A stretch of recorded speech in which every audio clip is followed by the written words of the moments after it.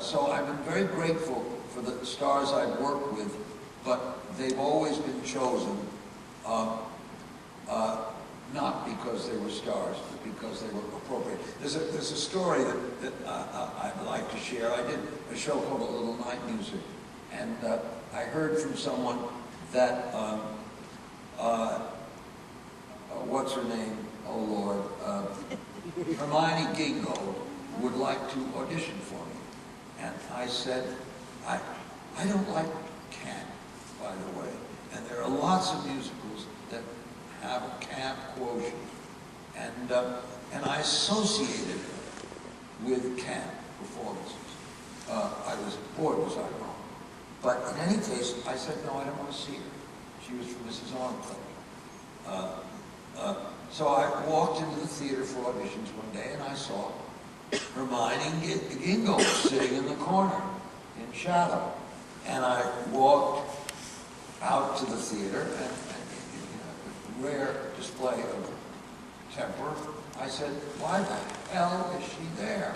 I don't want to do that. And the reason I didn't want to do is I didn't want to turn down a famous, experienced, talented woman and have her audition for me when my mind is made up already. Then they announced Hermione Gingold, and she came out, and she said, Mr. Prince, I know you didn't want to see me. That's very rude. And she said, but I have learned the song, and I've read the scene in the script where I sing liaisons. And by the way, it never did happen.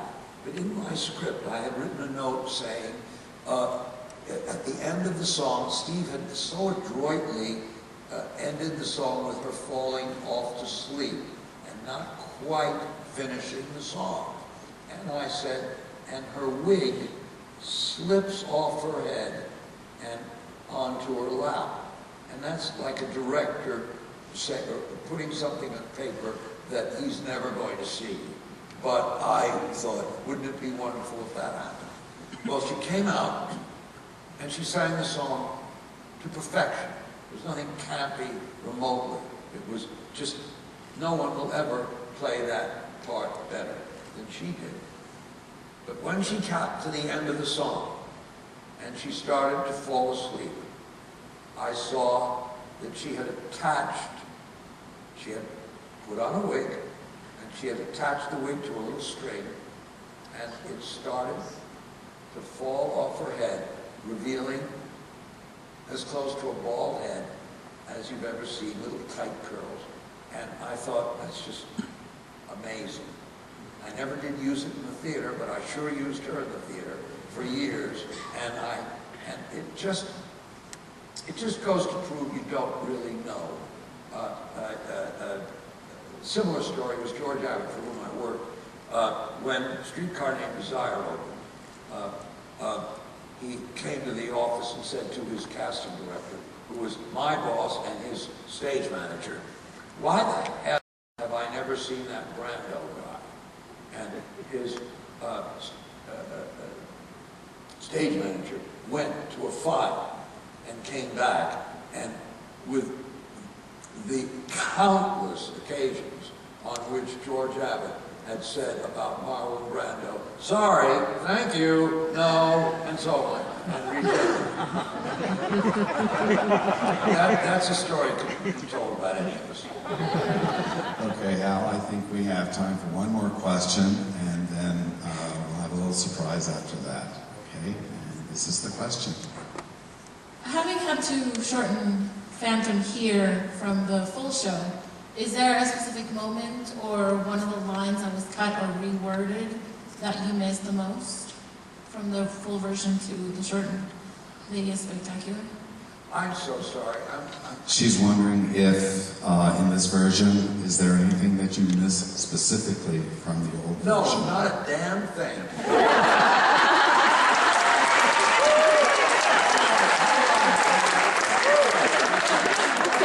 Not a thing.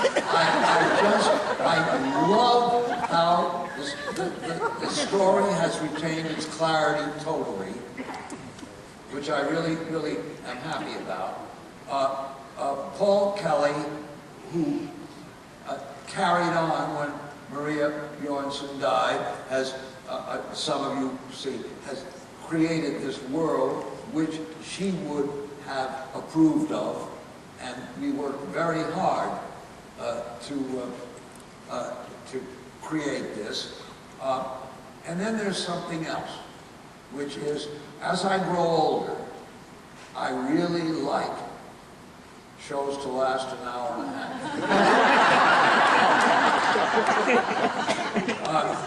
Mark, where are you? I'm here.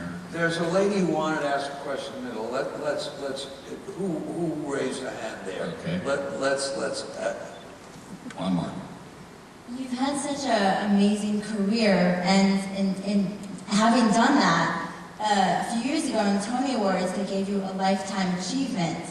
And I just wanted to know if there was a specific show or even a specific, time that you spent on a project that you reflected on after accepting that award. Remember when you were here on stage during the Tony Awards Yes. in June of Did 06? you know that? I didn't go to New York. He was here. For the Lifetime Achievement Award. The Lifetime Achievement Award is usually handed out to some poor fellow who's wheeled out.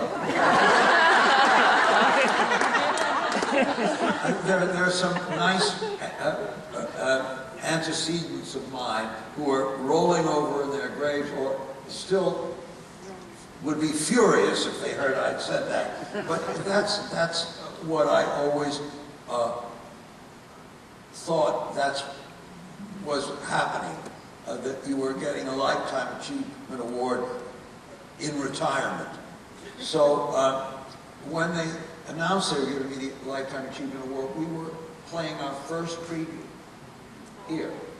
And he had an Elvis impersonator come on stage. And what happened was, yes I did. But what I did was I filmed my acceptance speech.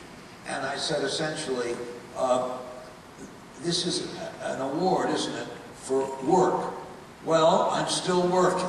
Thank you very much. And they showed it on the Tony Awards. It was a nice moment.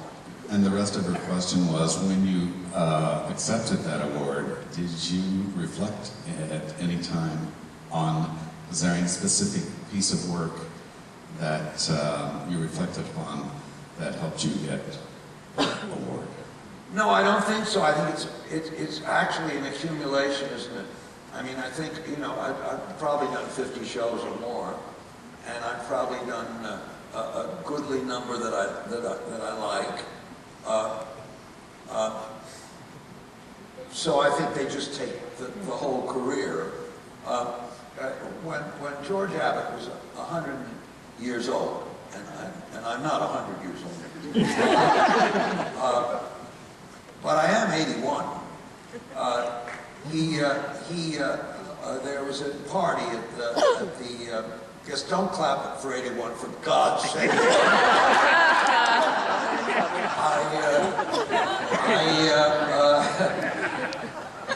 When he was 100, they gave a big celebration at the Palace Theater in New York, and he was a man about 6 feet 3 inches tall, and he looked exactly like Gary Cooper.